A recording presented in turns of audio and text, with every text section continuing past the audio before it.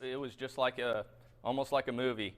A scary movie at that in Kansas City, Kansas. And tonight, the fire department is praising one of its own for rescuing tenants, a story you'll see only on Fox 4. As many as 20 residents lost their homes late Saturday night, but no lives were lost in the Rainbow Ridge apartment fire. And city leaders say that's because one of its fire crews responded so quickly, especially one firefighter who led the rescue. Fox 4's Sean McDowell is working for you live on Rainbow Boulevard tonight, an area that's familiar to first responders.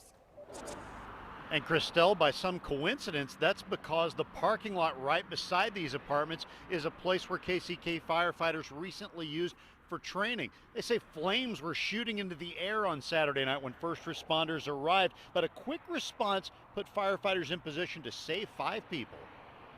There was fire blowing off on the left side, and there's people hanging off the balconies to the right. The sight that greeted KCK firefighters on Saturday night was fearsome. Fire broke out in the Rainbow Ridge apartments after 11 o'clock. Right place at the right time. KCK firefighter Dylan Alexander and 3 other first responders needed only 4 minutes to reach the scene once they got the call.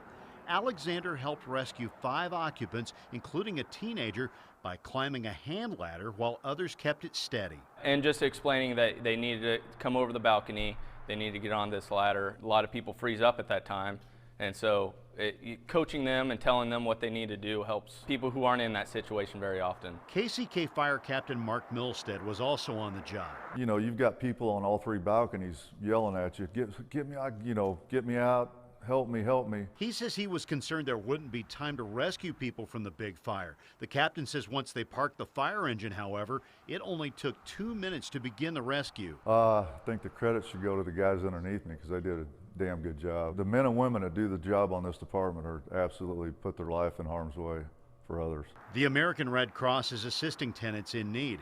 Eunice Panama says flames were everywhere when she looked out her windows that night. With the holidays coming up and everything, I just feel so sorry for everyone that's been displaced. My prayers go out to the mothers and children and everyone who live here. Everybody is expected to be okay here. That's the good news. KCK fire officials say they plan to nominate Dylan Alexander for a National Firefighter of the Year award as well. That is sponsored by the VA in the national sense of it. And managers at these apartments told me earlier today that they're going to work with tenants to get them new apartments as needed, certainly in the part of the building that burned. And in some cases, John, we're told that tenants may be able to break their leases, at least where applicable, because of this fire from Saturday. But the good news, no lives lost or injuries. Sean McDowell live in Kansas City, Kansas. Sean, thanks.